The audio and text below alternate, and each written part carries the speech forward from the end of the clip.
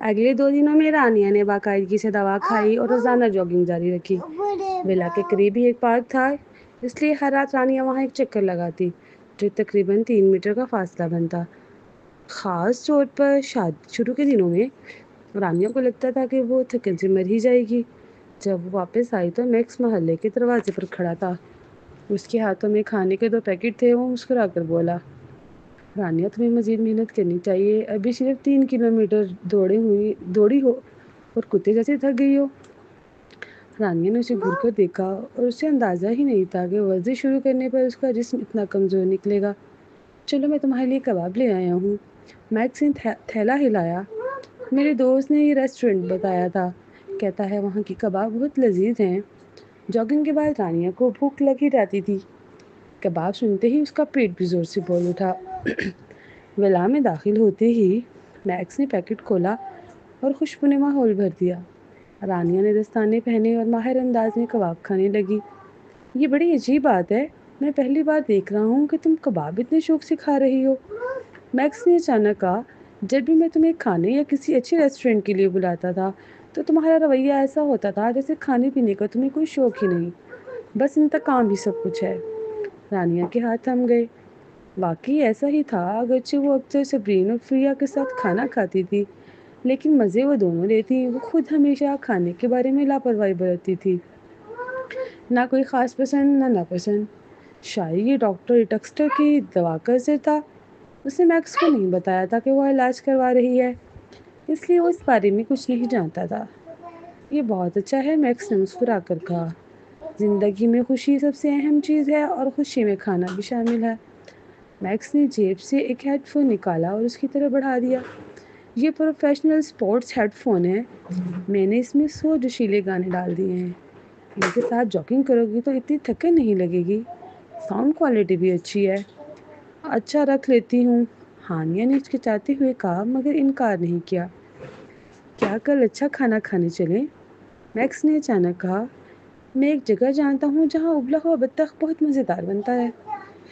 ठीक है। हानिया के दिल को ज़्यादा बाहर जाने का शौक नहीं था, मगर डॉक्टर डेक्स्टर की बात याद आते ही वो मान गई। उस लम्हे उसकी सेक्रेटरी का फ़ोन आया। सदरवासी मुल्क वाई से आए हुए 2 रिसर्च माहिरीन का रेस्टोरेंट में झगड़ा हो गया। लगता है हड्डी टूट गई है, दूसरी पार्टी नशे में थी और उनसे लड़ाई कर बैठी। मैं भी अस्पताल जा रही हूँ। ठीक है, उन दोनों को तसल्ली देना। सेक्रेटरी हैरान रह गई। उसे लगा था कि सदरवासी खुद जाएंगी। फ़ोन रखते ही मैक्स ने जल्दी से पूछा, क्या शिराजी कॉरपोरेशन की रिसर्च टीम के लोगों के साथ कुछ हुआ है? क्या ये पैटरसन फैमिली की हरकत है? मेरे ख्याल में इनके अलावा कोई और नहीं हो सकता, रानिया ने ठंडे लहजे में कहा। वैसे मैंने असल माहिरीन को पहले ही बदल दिया था। जो ज़ख्मी हुए हैं वो सिर्फ मुतबादिल हैं और मैंने उनके लिए इंश्योरेंस भी खरीद रखी थी। जैसे ही मैक्स ने सुकून का सांस लिया, उसने रानिया की तरफ तहसीन भरी नज़र से देखा। मुझे अंदाज़ा नहीं था कि तुम इतनी होशियार निकलोगी। रानिया ने शर्मिंदगी के बायस सिर झुका लिया और कबाब खाने लगी। अगर उस दिन बार में तनवीर ने उसे मुतनब्बा ना किया होता तो शायद वो ये कदम ना उठाती। ज़्यादा से ज़्यादा वो सिर्फ ये करती तो शर्मन उसकी शागिर्द की हिफाजत के लिए मज़ीद लोग तैनात कर देती। मगर असल हल यही था कि बदल का इंतज़ाम किया जाए। उसके कान के करीब से एक बाल ढलक कर रुखसार पर आ गया। काली और गोरी रंगत के इम्तजाज में मैक्स खुद को न रोक सका। उसने हाथ बढ़ाकर बाल कान के पीछे कर दिया। अचानक मुखालिफ जिन्स के छूने से उसका जिस्म सख्त सा हो गया। उसने सर उठाया तो सामने मैक्स की स्याह और चमकती आंखों से सामना हुआ। मुझे लगा तुम्हारे बालों पर तेल लग गया है। उसकी नज़र ने मैक्स के कान सुर्ख कर दिए। बावजूद इसके उसने लापरवाही जाहिर करने की कोशिश की। फिर जब उसने नज़रें झुकाई तो उसके कान की लो मज़ीद लाल हो गई। इतनी सी हालत और उसका हसीन चेहरा मिलकर उसे कुछ शरारती और प्यारा बना रहे थे। रानिया ने नज़रें झुका ली। उसके दिल में अजीब से जज्बात पैदा हुए। उसकी हालत शायद पहले से कुछ बेहतर हो चुकी थी, लेकिन मैक्स की इस हल्की सी गुर्बत पर भी उसे वो कैफियत महसूस नहीं हुई जो एक जोड़े के दरमियान होनी चाहिए। क्या वो वाकई कभी मैक्स या किसी और मर्द को कबूल कर पाएगी? جب اس کی ذہنی کیفیت بہتر ہو جائے گی۔ رانیہ کی آنکھوں میں ایک لمحے کے لیے الجھن اور بے یقینی چھلکی۔ مجھے اب نکلنا ہوگا، آج رات لاج میں ایک میٹنگ ہے۔ میکس نے اپنی انگلیوں کو رگڑا اور کھڑا ہو گیا۔ اگر تم مصروف ہو تو آنے کی ضرورت نہیں۔ رانیہ نے سنا تو وہ بھی اسے رخصت کرنے کو اٹھی۔ یہ سب تمہاری پیش رفت پر ہے، میکس نے مسکراتے ہوئے کہا۔ میرے پاس تمہارے لیے ایک اور چیز ہے۔ اس بار اس نے ایک میموری کارڈ نکال کر ڈائننگ ٹیبل پر رکھا۔ اسے دیکھنا سب سمجھ جاؤ گی۔ مجھے باہر چھوڑنے کی ضرورت نہیں، میں جا رہا ہوں۔ رانیہ کی نظر ٹھٹک گئی۔ یہ کیا ہے؟ دیکھ لو، سب پتہ چل جائے گا۔ میکس نے ہاتھ ہلایا اور دروازہ بند کر کے چلا گیا۔ رانیہ نے فوراً لیپ ٹاپ اٹھایا اور میموری کارڈ لگایا۔ اس میں ایک ویڈیو موجود تھی۔ ہوٹل کے کمرے میں ملازم بیت الخلاء کا کموڈ اور فرش صاف کرنے کے لیے ایک ہی تولیہ استعمال کر رہا تھا۔ حتیٰ کہ کمبل، چادریں اور ڈوری کور کو بھی تبدیل نہیں کیا گیا تھا۔ ویڈیو میں واضح طور پر جنی ہوٹل کا لوگو تولیے اور کور پر نظر آ رہا تھا۔ میکس نے اس کے لیے پیٹرسن خاندان کے ہوٹل کی گندگی کھود نکالی تھی۔ اگر یہ خبر 5 ستارہ ہوٹل کے بارے میں پھیل گئی تو جینی ہوٹل کی ساکھ اور کاروبار کو فوری نقصان پہنچے گا۔ رانیہ نے میکس کو فون کیا۔ تمہیں یہ سب کیسے ملا؟ میرے اپنے ذرائع ہیں، تمہیں جاننے کی ضرورت نہیں۔ اصل بات یہ ہے کہ یہ تمہارے کام کی چیز ہے۔ میکس نے ہنستے ہوئے کہا، تمہاری فطرت کو میں جانتا ہوں۔ تم کبھی بھی ٹوبی کو یوں ہی تنگ کرتے رہنے نہیں دو گی۔ تم ضرور پلٹ کر وار کرو گی۔ شکریہ، رانیہ نے دھیمی آواز میں کہا۔ اگرچہ ابھی پیٹرسن فیملی پر سخت وار کرنے کا وقت نہیں آیا تھا، مگر اسے لگا کہ ٹوبی اور مونٹے کو سبق ضرور سکھانا چاہیے۔ اس میں کوئی بات نہیں۔ میکس نے کال کاٹ دی۔ اگلی صبح ناشتہ ختم کرنے کے بعد رانیہ کار لے کر محلے سے نکلی۔ اسی وقت سیکورٹی گارڈز نے اس کو روکا۔ مس واسی، ایک کوریئر نے آپ کے لیے پارسل چھوڑا ہے۔ رانیہ ایک لمحے کو حیران رہ گئی۔ اسے یاد آیا کہ اس نے حال ہی میں کوئی آن لائن چیز نہیں منگوائی تھی۔ کیا یہ کسی دوست نے بھیجا ہے؟ مجھے دے دیجیے۔ سیکورٹی گارڈ نے کیبن سے ایک پارسل نکالا اور اسے دیا۔ رانیہ نے پیکٹ کھولا۔ اندر ایک میموری کارڈ تھا۔ رانیہ کو سڑک کنارے روک کر اس نے کارڈ لیپ ٹاپ میں لگایا۔ اس میں جینی ہوٹل کا اسکینڈل تھا، مگر اس بار ویڈیو میں ایک لڑکی دکھائی گئی جسے زبردستی کوریڈور سے گھسیٹتے ہوئے کمرے میں لے جایا جا رہا تھا۔ ویڈیو کے ٹائم سٹیمپ پر لکھا تھا 10 مارچ رات 8 بجے۔ رانیہ نے گہری سانس لی۔ مارچ میں جینی ہوٹل کے بارے میں کوئی اسکینڈل سامنے نہیں آیا تھا۔ اس کا مطلب تھا کہ پیٹرسن فیملی نے ویڈیو دبا دی تھی اور افشا نہیں ہونے دیا۔ اگر یہ آن لائن لیک ہو جاتی تو معاملہ رجسٹر ہو کر تحقیقات تک پہنچ جاتا۔ یہ ویڈیو بھیجا کس نے؟ رانیہ نے کوریئر بیگ پر لکھے پتے پر نظر ڈالی جس پر صاف درج تھا تنویر لاغاری کارپوریشن۔ وہ دم بخود رہ گئی۔ عام طور پر ایسے کام کرنے والے اپنی پہچان چھپاتے ہیں، لیکن یہاں تو لگتا تھا جیسے تنویر کو یہ فکر ہی نہیں کہ لوگ جاننے کہ یہ اسی کا کام ہے۔ ویسے بھی اگر وہ دستخط نہ بھی چھوڑتا تو رانیہ اندازہ لگا سکتی تھی۔ پھر بھی بہتر یہی تھا کہ وہ ظاہر کرے جیسے وہ جانتی ہی نہیں کہ پیچھے کون ہے۔ رانیہ نے دوبارہ ویڈیو کو غور سے دیکھا۔ آخر کار اس نے فراق فلم گروپ کے لیوی کو کال کی۔ لیوی نے آہ بھری، الیزا تم کچھ زیادہ ہی سخت ہو رہی ہو۔ پیٹرسن فیملی پر گند اکٹھا کرنا آسان نہیں ہے۔ تمہیں یہ ملا کہاں سے؟ میں نے اپنے ذرائع سے حاصل کیا ہے۔ رانیہ نے پوچھا، لیکن تمہیں کیسے پتا کہ پیٹرسن فیملی پر ہاتھ ڈالنا مشکل ہے؟ لیوی نے وضاحت کی، یہ معمولی بات نہیں۔ پیٹرسن فیملی کی 3 نسلیں کینبرا میں جمی ہوئی ہیں اور ان کے کئی مفادات وابستہ ہیں۔ اگرچہ ان کا بزنس پہلے جیسا نہیں رہا، مگر بہت سے لوگ ان کے ساتھ ایک ہی کشتی میں سوار ہیں، ورنہ یہ اتنے بے خوف کیسے رہتے؟ رانیہ نے اچانک کہا، کیا تمہیں فکر ہے کہ فرا پر اس کا اثر پڑے گا؟ لیوی ہنس دیا۔ اگر مجھے پہلے لاغاری کارپوریشن کی اسکینڈل نظر عام پر لانے کی ہمت تھی تو پھر پیٹرسن فیملی کیوں نہیں؟ اور ویسے بھی تم فرا کی بڑی شیئر ہولڈر ہو، میں تمہاری بات کیسے ٹال سکتا ہوں؟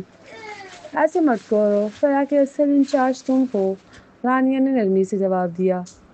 دوپہر 12 بجے جینی ہوٹل کے ایک ملازم کی ویڈیو آن لائن وائرل ہو گئی، جس میں وہی تولیہ پہلے ٹوائلٹ صاف کرنے اور پھر فرش صاف کرنے کے لیے استعمال کرتا دکھایا گیا۔ ویڈیو نے انٹرنیٹ پر ہنگامہ برپا کر دیا۔ یہ جینی ہوٹل ہی ہے نا؟ میں نے تولیے پر اس کا لوگو دیکھا، یہ تو حد درجہ گندا ہے۔ میں تو کل رات ہی وہاں رکا تھا۔ جینی ہوٹل کا سب سے سستا کمرہ بھی $1000 سے اوپر ہے، اور صفائی کا یہ حال! متعلقہ محکمہ کو فوراً چھاپہ مارنا چاہیے۔ آج سمجھ آیا کہ ان کا بزنس پچھلے سالوں سے کیوں گر رہا ہے۔ اب تو کبھی نہیں جاؤں گا۔ خیر یہ میرا مسئلہ نہیں، وہاں رہنا تو ویسے بھی میری پہنچ سے باہر ہے۔ تنویر نے دوپہر کا آرام چھوڑ دیا اور فون پر یہی ویڈیو دیکھتا رہا۔ اس کی حسین بھویں ناگواری سے سکڑ گئیں۔ یہ وہ ویڈیو نہیں تھی جو اس نے رانیہ کو بھیجی تھی، یعنی رانیہ نے اس کو ویڈیو استعمال ہی نہیں کی۔ تنویر نے میز پر انگلیاں مارتے سیکرٹری کو بلایا۔ یقین ہے کہ پارسل رانیہ کے پاس پہنچ گیا۔ سیکرٹری نے فوراً جواب دیا، جی میں نے شہر کی بہترین کوریئر سروس استعمال کی تھی۔ بعد میں کوریئر نے سیکورٹی آفیسر کو کال کی اور اس نے تصدیق کی کہ اس نے پارسل خود مس واسطی کو دیا ہے۔ ٹھیک ہے تم جا سکتے ہو۔ تنویر نے ہاتھ ہلایا، پھر موبائل نکالا اور رانیہ کو کال ملائی، لیکن نمبر بلاک تھا۔ حرام ہے، وہ دانت پیس کر بڑبڑایا۔ اسے مجبوری میں سیکرٹری کا فون لینا پڑا اور اس سے رانیہ کو کال کی۔ کال ملی تو رانیہ کی مؤدب آواز سنائی دی، ہیلو میں ہوں رانیہ، ہم دونوں ہی ایک ہی کمپنی کے شیئر ہولڈر ہیں۔ میرا نمبر بلاک کرنا کوئی اچھا آئیڈیا نہیں۔ کل کو اگر جنرل میٹنگ بلانی پڑی تو میں تم سے رابطہ کیسے کروں گا؟ تنویر نے سنجیدگی سے کہا۔ رانیہ نے جھنجھلا کر کہا، جب تک تم ذاتی معاملات میں میرا پیچھا چھوڑ نہیں دیتے میں نمبر ان بلاک نہیں کروں گی۔ یہ ذاتی معاملہ نہیں ہے۔ تنویر نے بھویں اٹھائی، کیا تم نے وہ ویڈیو دیکھی جو میں نے آج صبح بھیجی تھی؟ رانیہ سیدھی ہو کر بیٹھ گئی۔ کیا مطلب؟ کیا چاہتے ہو؟ میری تعریف کے بھوکے ہو؟ یہ کیسے ہو سکتا ہے؟ تنویر نے کپ پکڑے ہوئے واٹر ڈسپنسر کی طرف بڑھتے ہوئے کہا۔ اس کے ہونٹ ہلکے سے مسکرائے، میں تو بس تم جیسی عورتوں کے سامنے کھڑا ہونے کا انتظار نہیں کر سکتا۔ رانیہ کچھ لمحے کے لیے حیران رہ گئی۔ تنویر نے مزید کہا، ویڈیو میں وہ لڑکی بس عام طور پر ہوٹل کے کوریڈور میں چل رہی تھی، لیکن اسے گھسیٹ کر کمرے میں لے جایا گیا۔ کیا یہ خوفناک نہیں ہے؟ واقعے کے بعد اس کے بارے میں کوئی خبر نہیں آئی۔ اس لڑکی کے ساتھ پھر کیا ہوا؟ وہ اب کہاں ہے؟ کیا تمہیں تجسس یا غصہ نہیں آتا؟ رانیہ کا دل دھک سے بیٹھ گیا۔ ایک عورت ہونے کے ناطے یہ بات یقیناً اس کے لیے خوفناک تھی۔ چونکہ تمہارے پاس یہ ویڈیو پہنچی تو تمہیں یقیناً معلوم ہوگا کہ بعد میں کیا ہوا۔ بعد میں ہوا یہ کہ وہ لڑکی مر گئی۔ جس آدمی نے اسے کمرے میں گھسیٹا تھا وہ نشے میں تھا۔ جینی ہوٹل نے اس معاملے کو دبا دیا تاکہ کاروبار پر برا اثر نہ پڑے۔ لڑکی کے والدین نے اپنی بیٹی کی موت کے لیے اپیل بھی کی، لیکن شواہد کافی مضبوط نہیں تھے۔ واقعے کے بعد یہ ویڈیو بھی ہٹا دی گئی۔ رانیہ نے چونک کر سانس کھینچی، وہ اس انجام کی توقع نہیں کر رہی تھی۔ جب ویڈیو ہٹا دی گئی تھی تو تم نے یہ کہاں سے حاصل کی؟ میرے اپنے ذرائع ہیں، تنویر نے طنزیہ انداز میں کہا۔ اگر میں چاہوں تو وقت اور پیسہ خرچ کر کے سب معلوم کر سکتا ہوں۔ رانیہ کے گلے میں الفاظ اٹکے۔ اسے یاد آیا کہ آج صبح اس نے یہی جملہ لیوی سے کہا تھا۔ اسے اندازہ نہ تھا کہ اتنی جلدی یہ بات اس پر الٹ کر آ جائے گی۔ تنویر نے اداسی سے کہا، وہ آدمی ہوٹل کے صدارتی سویٹ میں مقیم تھا، اسی لیے واقعے کے فوراً بعد پیٹرسن فیملی نے اپنے فائدے کے لیے شواہد کو دبا دیا۔ یہ کتنا اشتعال انگیز ہے۔ ایک اندرونی شخص ہونے کے ناطے میں نے یہ ویڈیو انصاف کی خاطر نکالی۔ میں سب کچھ نظر انداز نہیں کر سکتا تھا، اس لیے میں نے چاہا کہ تم اسے سب کے سامنے لاؤ۔ رانیہ کے ہونٹ مڑ گئے۔ اوہ، تو تمہارے اندر انصاف کا جذبہ ہے۔ میں تمہاری باتوں پر یقین نہیں کروں گی۔ میں کل کی بچی نہیں ہوں۔ کیا واقعی نہیں؟ تنویر نے نیم گرم پانی کا ایک گھونٹ لیا۔ میں نے اس دن بار میں تمہیں بہت کچھ کہا تھا۔ بعد میں گھر واپس آ کر میں نے خود پر غور کیا۔ مجھے لگا تمہاری باتیں واقعی ٹھیک تھیں، اس لیے میں نے اس لڑکی کو $1,00,000 کا معاوضہ دیا جو اس رات میرے ساتھ پرائیویٹ روم میں بیٹھی تھی، تاکہ وہ دوبارہ اسکول جا سکے۔ رانیہ کچھ دیر حیران رہ گئی۔ اسے سمجھ نہیں آئی کہ کیا جواب دے۔ اتنی خاموش کیوں ہو؟ تنویر نے مسکرا کر آہستگی سے پوچھا۔ رانیہ نے اپنی کٹ پٹی دبائی۔ کیا تمہارا دماغ خراب ہو گیا ہے؟ کیا یہ غلط ہے کہ میں نے خود پر غور کیا؟ تنویر ہنس پڑا۔ ماضی میں کسی نے مجھے یہ باتیں نہیں بتائی، اور اگر بتاتے بھی تو مجھے کبھی کوئی ایسا شخص نہیں ملا تھا جس کے لیے میں واقعی بدلنا چاہتا۔ رانیہ نے موضوع بدلا۔ تو تم نے مجھے فون کیوں کیا تھا؟ اوہ، تم نے میری ویڈیو کیوں استعمال نہیں کی؟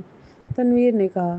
اس واقعے کے پھیلنے سے جینی ہوٹل کی شہرت پر بس تھوڑا سا اثر پڑا ہے، اصل میں زیادہ نقصان نہیں ہوا۔ وہ ایک معافی نامہ شائع کریں گے، ذمہ داری کسی ملازم پر ڈالیں گے اور نگران محکمے کو چند $1,00,000 جرمانہ دے دیں گے، بس بات ختم۔ آخر سب جانتے ہیں کہ ہوٹل کی صفائی کچھ خاص نہیں ہے، اور جینی ہوٹل PR کے معاملات میں اچھی طرح سنبھالتا ہے۔ رانیہ جانتی تھی کہ تنویر کی بات درست ہے۔ ابھی تھوڑی دیر پہلے ہی جینی ہوٹل نے عوام سے باضابطہ معافی مانگی تھی۔ انہوں نے کہا تھا کہ وہ عوامی نگرانی کو قبول کریں گے۔ ایک اچھا وار آہستہ آہستہ کرنا چاہیے، یہ تو بس کھانے سے پہلے کا ایپیٹائزر ہے۔ لگتا ہے کہ تم میری ویڈیو استعمال کرنے والی ہو۔ تنویر کا لہجہ ایک بار پھر نرم اور خوشگوار تھا۔ رانیہ رک گئی۔ کچھ دیر بعد اس نے ناگواری سے کہا، میرا ارادہ پہلے اسے استعمال کرنے کا نہیں تھا۔ آخر میں تمہارے ساتھ مزید جڑنا نہیں چاہتی تھی، لیکن بات یہ ہے کہ وہ بیچاری لڑکی بے قصور تھی، اس لیے مجھے تمہارے انصاف کے عمل کی حمایت کرنی ہی پڑی۔ بہت شکریہ۔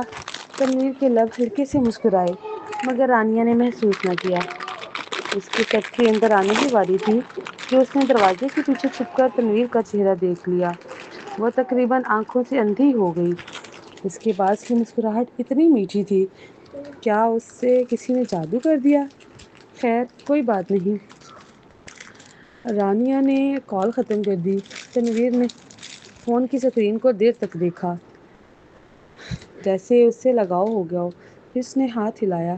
یہ لو تمہارا فون۔ شکریہ باس۔ سیکرٹری نے احتیاط سے فون پکڑا۔ آج دوپہر جینی ہوٹل کا ایک اور اسکینڈل بریک ہونا ہے۔ بعد میں فرح کے حامی چند لوگوں کو لگا دینا کہ وہ آگ پتھری ڈالیں اور معاملے کو مزید بھڑکائیں۔ تنویر نے یاد دہانی کروائی۔ ٹھیک ہے۔ سیکرٹری کے دل میں سوال اٹھ رہا تھا کہ شاید یہ پھر صفائی ستھرائی سے متعلق ہوگا۔ ابھی تھوڑی دیر پہلے ہی جینی ہوٹل نے ہنگامی بنیادوں پر معاملے کو دبا دیا تھا۔ مسئلہ گویا ختم ہو گیا تھا۔ 3 بجے سے پہر انٹرنیٹ پر ایک ویڈیو نے طوفان مچا دیا۔ جینی ہوٹل میں ایک شخص کو ایک لڑکی کو کمرے کے اندر گھستے دیکھا گیا۔ یہ معاملہ صرف صفائی تک محدود نہیں رہا تھا، اس میں خواتین کی حفاظت کا سوال بھی شامل تھا۔ چند ہی گھنٹوں میں کروڑوں لوگوں نے خبر پر کلک کیا۔ کیا یہ سچ ہے؟ جینی ہوٹل 5 ستارہ ہوٹل ہے، وہاں ایسا خوفناک واقعہ کیسے ہو سکتا ہے؟ سیکیورٹی کہاں تھی؟ سب سے ڈراؤنی بات یہ ہے کہ مارچ میں ہوا تھا اور ہمیں جولائی میں پتہ چلا۔ یہ ویڈیو بتاتی ہے کہ لڑکی اکیلی ہو یا 5 ستارہ ہوٹل میں بھی، وہ محفوظ نہیں۔ کیا کوئی جان بوجھ کر جینی ہوٹل کو بدنام کر رہا ہے؟ صبح صفائی کا اسکینڈل اور اب لڑکی کو گھسیٹنے کا۔ ویسے بھی یہ مہینوں پرانی بات ہے، پولیس یقیناً ملوث ہوگی۔ کیا اس لڑکی کو دوبارہ بدنام کرنے کی ضرورت ہے؟ کچھ لوگ پیسے کے لیے کچھ بھی کر سکتے ہیں۔ اوہ، لڑکی اب مر چکی ہے۔ وہ میری کالج میٹ تھی۔ اس کے والدین نے پولیس کو اطلاع دی تھی، لیکن تب ویڈیو غائب ہو چکی تھی۔ کوئی ثبوت نہیں ملا۔ کہا جاتا ہے کہ لڑکی کو گھسیٹنے والا ایک بڑی کمپنی کا شیئر ہولڈر تھا۔ مجھے لگتا ہے یہ خبر چند ماہ پہلے آئی تھی، پھر ہٹا دی گئی۔ کسی نے اس کو دبا دیا تھا، اس لیے یہ ٹرینڈنگ میں نہیں آئی۔ ثبوت نہ ہونے کی وجہ سے ہوٹل نے والدین پر الزام لگایا کہ وہ افواہیں پھیلا رہے ہیں۔ اگر کسی کو پوری کہانی معلوم نہ ہو تو بغیر سوچے سمجھے بات نہیں کرنی چاہیے، اس سے عوام میں خوف پھیلتا ہے۔ جینی ہوٹل کے میٹنگ روم میں ٹوبی کا غصہ قابو سے باہر تھا۔ اگر مونٹی جنرل مینیجر نہ ہوتا تو وہ کپ اٹھا کر اس کے سر پر دے مارتا۔ میں نے تمہیں نہیں کہا تھا کہ اس ویڈیو کو ہٹا دو؟ وہ ہٹا دی گئی تھی، مونٹی نے ہکلاتے ہوئے کہا۔ اس کا چہرہ زرد پڑ گیا۔ PR ڈپارٹمنٹ کے مینیجر اسٹار بولے، چیئرمین پیٹرسن، لگتا ہے کسی نے ہیکنگ کے ذریعے دوبارہ ویڈیو نکالی ہے۔ اس وقت میں نے اپنی آنکھوں سے دیکھا تھا کہ ویڈیو ڈیلیٹ کر دی گئی تھی۔ اب اس ہنگامی صورتحال کو سنبھالنے کا کوئی طریقہ ہے؟ ٹوبی نے سختی سے پوچھا۔ میں نے فرح کو کال کی تھی، لیکن انہوں نے اسے ٹرینڈنگ سے ہٹانے سے انکار کر دیا۔ مینیجر اسٹار نے مایوسی سے جواب دیا، یہ ضرور ایلیزا کا کام ہے۔ وہ خبیث عورت۔ مونٹی نے جھنجھلا کر میں اس پر ہاتھ مارا۔ مینیجر اسٹار نے بھویں چڑھائی۔ ویڈیو منظر عام پر آنے کے بعد میں نے نیٹیزنز کے ذریعے مسئلے کو ہوا دینے کی کوشش کی، مگر اس کا زیادہ اثر نہیں ہوا۔ اس نے خاص طور پر خواتین میں غصہ بھڑکا دیا ہے۔ محض معافی نامہ کارگر نہیں ہوتا۔ اس کے علاوہ اگر الیزا کے پاس ثبوت ہے جو بتاتا ہے کہ وہ عورت مر گئی ہے تو مجھے خدشہ ہے کہ اس کے نتائج۔ ٹوبی غصے میں بولا، وہ عورتیں واقعی فارغ ہیں۔ دیکھو روبی ورنن کو جو کچھ ہوا وہ اس کے لائق تھا۔ وہ رات دیر تک اتنے خوبصورت لباس میں ملبوس تھی، اس لیے ہکسلی ٹاڈ نے اسے کمرے میں گھسیٹنا بھی جائز تھا۔ مینیجر اسٹار نے عجیب سی مسکراہٹ بنائی۔ وہ ایک لفظ بھی کہنے کی ہمت نہ رکھتا تھا۔ دل ہی دل میں وہ ٹوبی اور مونٹی پر طنز کر رہا تھا۔ اس دور میں عورتوں کے خوبصورت لباس پہن کر باہر نکلنے میں کیا برا تھا؟ تاہم مینیجر اسٹار اس وقت اپنا روزگار پیٹرسن خاندان پر منحصر کر چکا تھا۔ باہر کہیں کام کرنا آسان نہیں تھا۔ پیسوں کے لیے اس نے بہت پہلے ہی اپنے اصول پر سے پشت ڈال دیے تھے۔ مونٹی نے اپنے پتلے ہونٹ خاموشی سے سمیٹے۔ اب وہ کافی خوفزدہ تھا کہ وہ خود اس آن لائن واقعے میں پھنس جائے گا۔ وہ اپنے کیے پر پچھتا رہا تھا۔ اس نے سوچا کہ اس نے الیزا اس عورت کو اتنا کیوں چھیڑا تھا۔ وہ عورت واقعی کسی نفسیاتی جیسی تھی۔ کچھ دیر سوچنے کے بعد ٹوبی نے کہا، بہرحال وہ ہکسلی کا کام ہے۔ اس وقت ہم نے اس کا کام صفا کرنے میں مدد کی تھی، تو کیوں نہ اپنے ہاتھ دھو لیں۔ کہہ دیں کہ ہکسلی نے ویڈیو بنوانے کے لیے کسی کو بھیجا تھا اور اس کا ہوٹل میں کوئی تعلق نہیں تھا۔ ہوٹل پولیس کے ساتھ تعاون کر رہا ہے، مگر اندرونی عملے کے ساتھ کچھ مسائل ہیں۔ پھر ہم کوئی ثوابدیدی متبادل نکال لیں گے۔ بس ہمیں یہ یقینی بنانا ہے کہ یہ ہوٹل سے منسلک نہ ہو۔ بالکل نہیں، مونٹی نے فوراً کہا۔ ابا کیا آپ میری نئی قائم کی ہوئی کمپنی کو بھلا بیٹھے ہیں؟ ہکسلی نے مجھے 10 سے زائد کلائنٹس متعارف کرائے ہیں۔ اگر یہ واقعہ بڑا اور ہکسلی وہ معاملات افشا کر دے تو میں یقیناً جیل جاؤں گا۔ یہ سن کر ٹوبی غصے میں پھٹ پڑا۔ تو بیوقوف، تجھے کس نے نیو کاسل والوں کے ساتھ کام کرنے کو کہا؟ ابا آپ نے پہلے اعتراض نہیں کیا تھا۔ کیا کیا؟ اور اس کے علاوہ میری ٹریول ایجنسی کی پچھلے 2 ماہ کی آمدنی کمپنی کی 1 سالہ آمدنی کے برابر ہے، مونٹی نے نرم آواز میں کہا۔ مگر میں پیٹرسن کارپوریشن کے نام کو ہکسلی کے لیے خطرے میں نہیں ڈال سکتا۔ ٹوبی نے اسے جھٹکے سے روکا۔ پیٹرسن کارپوریشن ہمارا سب کچھ ہے ابا، بات وہ نہیں ہے۔ آخر کار بات پیسوں کی ہی ہے۔ مونٹی بے فکر تھا۔ بہرحال ہمارا حتمی مقصد کافی پیسہ کمانا ہے، پھر ہم اپنی کمپنی دوبارہ کھول سکیں گے۔ پچھلے چند سالوں سے ہمارا کاروبار اتنا اچھا نہیں چل رہا۔ اگر یہ برقرار نہ رہا تو چلو بند کر کے نیا ہوٹل کھول لیتے ہیں۔ پیٹرسن خاندان شاید پہلے سے زیادہ فخر محسوس کرے۔ جو ینگ ماسٹر پیٹرسن نے کہا، وہ معنی خیز ہے۔ مینیجر اسٹار نے اضافہ کیا۔ بہرحال ہمیں کسی کو یہ معلوم نہیں ہونے دینا چاہیے کہ ویڈیو ہٹوانا ہم نہیں کروایا تھا۔ ٹوبی کا دل زور سے دھڑکا۔ اسی لمحے ہکسلی نے اسے کال کی۔ ٹوبی نے فون اٹھایا اور ایک طرف چلا گیا۔ ہکسلی، یہ ہمارا معاملہ نہیں ہے۔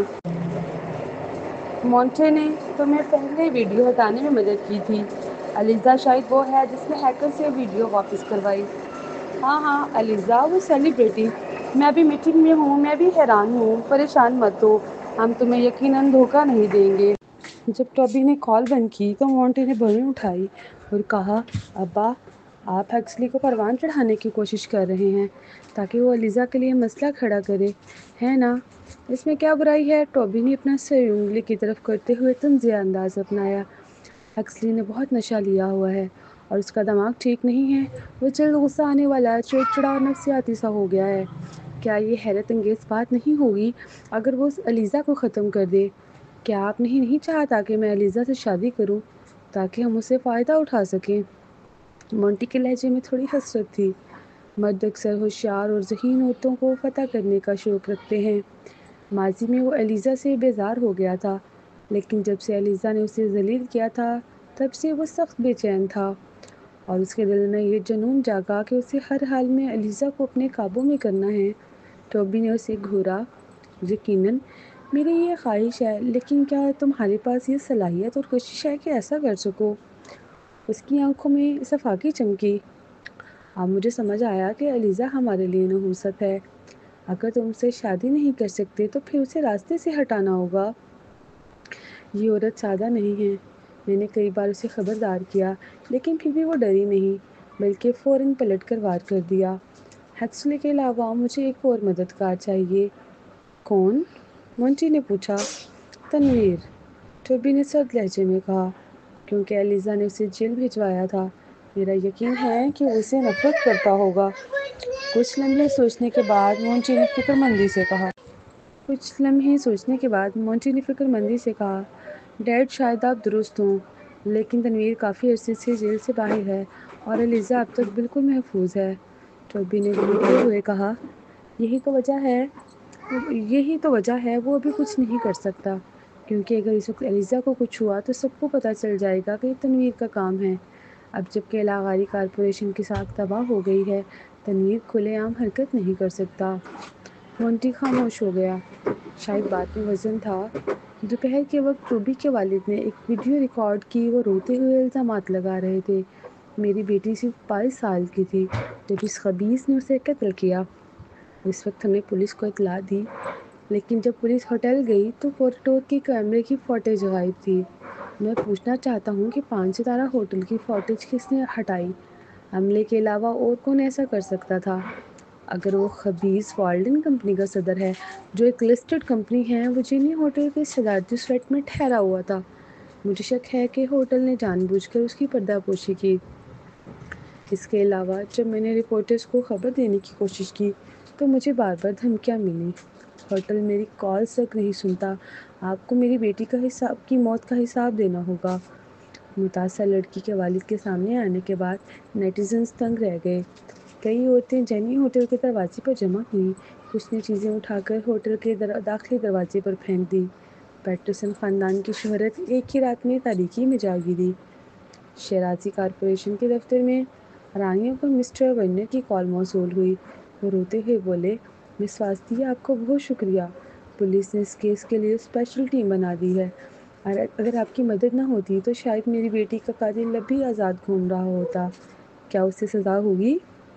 رانیہ نے پوچھا۔ پولیس کہتی ہے 90% امکانات ہیں۔